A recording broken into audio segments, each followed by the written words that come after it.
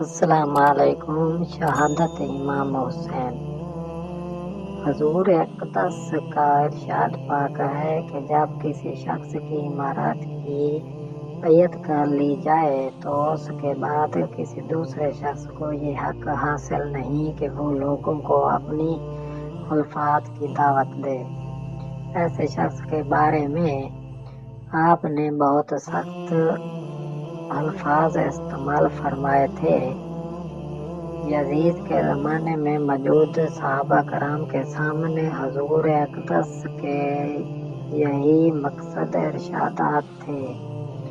سارا عالم اسلام یزید کی بیعت پر متفق ہو چکا تھا۔ وہ جانتے تھے کہ یزید کے والد حضرت امیر معاویہ 20 سال تک شام پر اور 20 سال تک سارے عالم اسلام پر حکومت کر چکے تھے۔ حضرت امیر معاویہ نے اپنے بیٹے یزید کو اپنی ولی عہد بنایا اور لوگوں کو اس کی بیعت کرنے پر مجبور کیا۔ عراق اور شام ان کے اس حکم کے سامنے جھک گئے، لیکن مکہ اور مدینہ کے لوگوں نے مخالفت کی کیونکہ یہ اسلامی قانون کے خلاف تھا۔ ایسا پہلے کبھی نہ ہوا تھا۔ خود حضور اکرم صلی اللہ علیہ وسلم نے ایسا نہ کیا اور نہ ہی ان کے خلفاء نے۔ خلیفہ کا انتخاب ہونا چاہیے، ان لوگوں نے کہا، لیکن امیر معاویہ اپنے دلائل پیش کرتے اور لوگوں کو قائل کرنے کی کوشش کرتے، اور جب اس میں ناکام رہے تو اپنی فوجیں بلا کر بے نوک شمشیر لوگوں سے بیعت لے لی۔ لیکن جب اصحاب نے بیعت نہ کی، ان میں ابن زبیر، عبداللہ بن عمر اور حضرت حسین رضی اللہ تعالیٰ عنہ نے۔ اس طریقے سے خلافت ایک وراثت بن گئی، بلکہ خلافت ختم ہو گئی اور بادشاہت قائم ہوئی۔ یزید ایک عیش پرست نوجوان تھا۔ لوگوں کے وہم و گمان میں بھی نہ تھا کہ اس جیسا شخص بھی ایک دن خلفائے مسلمین بن جائے گا، لیکن امیر معاویہ خلافت اپنے ہی خاندان رکھنا چاہتے تھے اور ان کی یہ خواہش تباہی کا باعث ہوئی جس کی کوئی نظر نہیں۔ اور جب معاویہ وفات پا گئے تو یزید خلیفہ بن گیا۔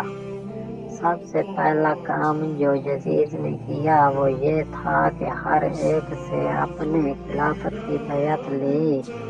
وہ جانتا تھا کہ حسین عبداللہ ابن زبیر نے ابھی تک بیعت نہ کی تھی، لہذا اس نے مدینے کے گورنر ولید کو خط لکھا اور ان کو مجھے خلیفہ تسلیم کرنے کے لیے مجبور کرے۔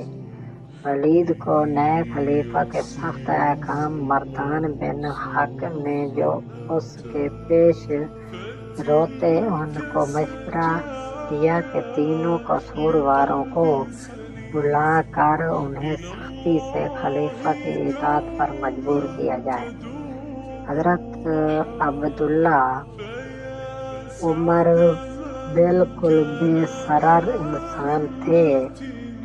اس نے کہا، لیکن حسین اور ابن زبیر خطرناک ثابت ہو سکتے ہیں، اس لیے اگر وہ یزید کو خلیفہ تسلیم کرنے سے انکار کرے تو ان کو زندہ نہ چھوڑا جائے۔ لیکن ولید اپنے کیے پر خوش نہ تھا۔ ابن زبیر راتوں رات ایک غیر معروف راستے سے مکہ روانہ ہو گئے۔ ان کا تعاقب کیا گیا مگر کہیں پتہ نہ چلا۔ اگلے دن حضرت امام حسین بھی اپنے اہل و عیال سمیت مدینہ سے چلے گئے۔ حضرت امام حسین نے کوفہ جانے کا ارادہ کر لیا۔ اہل کوفہ کی حمایت کے وعدے سچے معلوم ہوئے، لیکن آپ کے دوستوں اور رشتہ داروں نے اس کی مخالفت کی۔ وہ ان کو اس ارادے سے باز رکھنا چاہتے۔ انہوں نے آپ کو مشورہ دیا کہ وہ ہرگز کوفہ والوں کا اعتبار نہ کریں، جو اپنی غیر مستقل مزاجی اور بددیانتی کی وجہ سے مشہور تھے۔ یہ وہی لوگ تھے جنہوں نے آپ کے والد مکرمہ کو عین منجن ہار میں چھوڑ دیا تھا، اور آپ کے بڑے بھائی حضرت امام حسن رضی اللہ تعالیٰ عنہ سے غداری کے مراقب ہو چکے تھے۔ اس لیے یہ فیصلہ کیا کہ پہلے کسی اور شخص کو بھیجا جائے جو وہاں جا کر صورتحال کا جائزہ لے اور صحیح اندازہ لگنے کے بعد اس کے مطابق اطلاع دے اور اس بے وفا شہر کے باشندوں کی وفاداری کا امتحان لے۔ اس کام کے لیے حضرت امام حسین کے چچا زاد بھائی مسلم بن عقیل کو منتخب کیا گیا۔ مسلم بن عقیل کوفہ پہنچ کر ایک دوست مختار کے مکان پر اترے۔ ان کی آمد کی خبر سن کر لوگ چوک در چوک جمع ہونے لگے۔ انہوں نے اپنی مکمل وفاداری کا یقین دلایا۔ وہ حضرت امام حسین علیہ السلام کے لیے اپنی جانیں تک قربان کرنے کے لیے تیار تھے۔ انہوں نے رو رو کر مسلم کے ہاتھ کو چوما اور امام ابن علی کی حمایت کا عہد کیا۔ تھوڑے ہی دنوں میں تقریباً 20,000 کوفیوں نے بیعت کر لی۔